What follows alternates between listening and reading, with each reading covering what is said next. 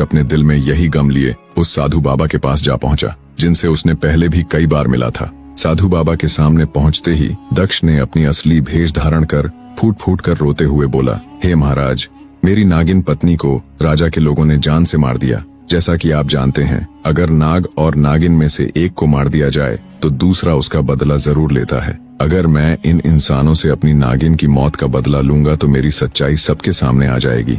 फिर सबको पता चल जाएगा कि मैं एक इंसान नहीं बल्कि एक सांप हूँ। तब साधु बाबा ने गहरी नजरों से नाग को देखा और बोले, बेटा, मैं जानता हूँ कि तुम इंसान नहीं हो और यह भी जानता हूँ कि उस राजा की कोई संतान नहीं थी। तुम्हें इस हकीकत को ज्यादा देर तक छुपाकर नहीं रखना चाहिए। एक दिन तुम्हें अपनी इंसानी पत्नी को सच बताना ही होगा। जो इस दुनिया से चला जाता है वह किसी का सगा नहीं रहता, चाहे वह अपनी संतान ही क्यों ना हो। अब जो गुजर गया उसके गम में मत डूबो।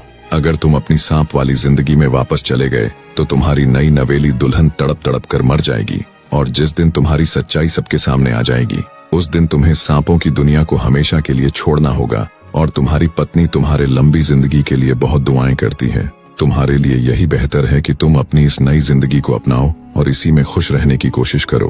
तब वह नाग अपने दिल को तसल्ली दी और अपने महल में वापस लौट आया। लेकिन वह उठते बैठते और सोते समय भी बहुत बेचैन रहने लगा।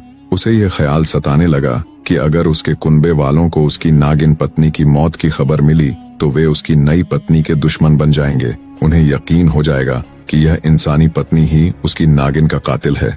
वह सोचने लगा कि वे एक ना एक दिन बदला जरूर लेंगे। इस ख्याल से उसका दिल परेशान रहता। कई दिन की सोच विचार के बाद उसने अपनी पत्नी के पास जाकर कहा, मैं तुम्हें कुछ बातें बताता हूँ जिनका हमेशा ख्याल रखना। तब उसकी पत्नी ने मुस्कुराकर जवाब दिया, आप बताइए, मैं आपकी हर बात को मानूंगी। तब नाग ने कहा, कांच की चूड़ियां मत पहनना, मटर की फलियां मत खाना, ग्वालन से दूध लेकर मत पीना और फूलों के गजरे मत पहनना। यह हमारी रीत नहीं है, इसलिए इनसे बचकर रहना। उसकी पत्नी ने पूरी मोहब्बत और वफादारी से वादा किया और कहा, आप मुझ पर भरोसा रखें, मैं आपकी हर बात हमेशा याद रखूंगी। कुछ दिन गुजरने के बाद एक चूड़ियां बेचने वाली औरत उनके महल में आई। वह अपनी चूड़ियों की खूब तारीफ करने लगी। उसकी चूड़ियों की खनक और चमक वाकई दिल को लुभाने वाली थी।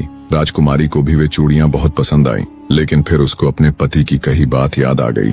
तब उसने खुद को रोकते हुए कहा, चूड़ियां तो बहुत अच्छी हैं, लेकिन मैं क्या करूं? कांच की चूड़ियां पहनना हमारी रीत नहीं है। तब चूड़ियां बेचने वाली औरत हैरान होकर बोली, अगर कांच की चूड़ियां पहनना आपकी रीत नहीं है तो अपने पति से पूछिए कि उनकी जात क्या है। रात को जब नागपति घर लौटा तो राजकुमारी ने झिझकते हुए पूछा, हे मेरे प्यारे प्रीतम, आपकी जात क्या है? तब नागपति आश्चर्यचकित होते हुए और गहरी सांस लेते हुए कहा, मेरी जात मत पूछो राजकुमारी, वरना तुम बहुत पछताओगी। राजकुमारी खामोश हो गई, मगर वह हमेशा सोचती कि आखिर उसके पति ने उससे ऐसा क्यों कहा। ऐसे ही कुछ दिन और बीत गए।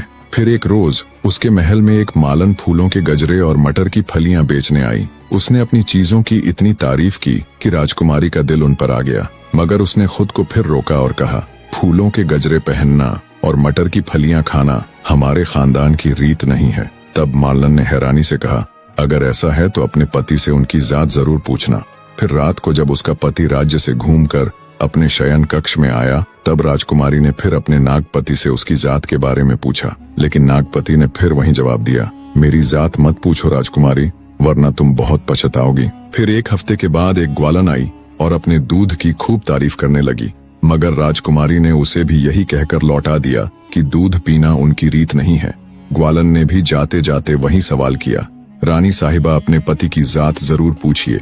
तब यह सुनने के बाद राजकुमारी गुस्से में अपने कमरे में आ गई और बैठकर सोचने लगी कि आखिर चूड़ी बेचने वाली ने भी यही कहा और मालन ने भी, और आज यह ग्वालन ने भी मुझसे पूछने को कहा और मैंने अपने पति से पूछा भी, लेकिन उसने मुझे पछताने का हवाला दे दिया। आखिर उन्होंने ऐसा क्यों कहा और इन लोगों ने मुझे यह पूछने को क्यों कहा? अब राजकुमारी का मन में हजारों सवालों ने जन्म ले लिया। तब उसने सोचा, इसका क्या राज है। उसने प्रण किया, आज तो वह अपनी पति की जात पूछ कर ही रहेगी, चाहे कुछ भी हो। अब राजकुमारी पूरे दिन हैरान परेशान अपने कमरे में बिना खाए पिए बैठी रही। जब रात का वक्त हुआ तो राजकुमार घुड़सवारी करके अपने महल में आया। इधर राजकुमारी इंतजार में अपने बिस्तर पर बैठी ही थी। राजकुमार के आते ही राजकुमारी ने फिर से कहा, आज तो आपको मुझे अपनी जात बताना ही पड़ेगा, मैं अब और इंतजार नहीं कर सकती। तब नागपति ने परेशान होकर कहा, अगर तुम्हारी यही जिद है तो सुबह मेरे साथ पुराने महल चलना जो नगर से बहुत दूर है, वहां मैं तुम्हें अपनी जात अवश्य बता दूंगा। राजकुमारी ने किसी तरह रात गुजारी। सुबह होते ही दोनों पुराने और वीरान महल की ओर चल पड़े। चलते चलते वह उस पुराने महल तक पहुंचे। वहां पर हर तरफ सन्नाटा था। तब नागपति ने अपनी पत्नी से आखिरी बार कहा, मैं तुमसे एक बार फिर कहता हूँ रानी, मेरी जात मत पूछो वरना बहुत पछताओगी। लेकिन राजकुमारी अपनी जिद पर अड़ी रही। आखिरकार नाग उसे एक बहुत पुराने घने पेड़ के पास ले गया, जहाँ पेड़ की जड़ों के पास कई छोटे बड़े सुराख थे। नागपति ने उन सुराखों के पास खड़ा होकर आखिरी बार कहा, रानी मेरी जात मत पूछो, मैं फिर कहता हूँ तुम बहुत पछताओगी। मगर राजकुमारी ने कहा, अब तो मैं पूछ कर ही रहूंगी, आखिर तुम्हारी जात क्या है। नागपति मजबूर हो गया। अचानक वह इंसान से सांप बन गया और रेंगने लगा। उसकी पत्नी का दिल तेजी से धड़कने लगा और वह घबरा गई, मगर फिर भी उसने हिम्मत नहीं हारी। उसके दिल में यह ख्याल आया कि कुछ भी हो, यह मेरा पति है और मुझे इसका साथ नहीं छोड़ना चाहिए। उसने अपने रेंगते हुए नागपति को पकड़ने की कोशिश की, मगर नाग ने जल्दी से एक सुराख में अपना मुंह डाला और वहीं अंदर गायब हो गया। जब उसको कहीं भी नाग दिखाई ना दिया तो उसके पत्नी के पांव जमीन पर टिक नहीं रहे थे। अब वह इधर उधर भटक रही थी और दिल ही दिल में अपनी जिद की वजह से पछता रही थी और अब उसके आंखों से आंसू रुकने का नाम नहीं ले रहे थे। कहानी का अगला भाग बहुत जल्द ही आपके समक्ष उपलब्ध होगा। तब तक वीडियो को लाइक और कमेंट बॉक्स में हर हर महादेव जरूर लिख दें।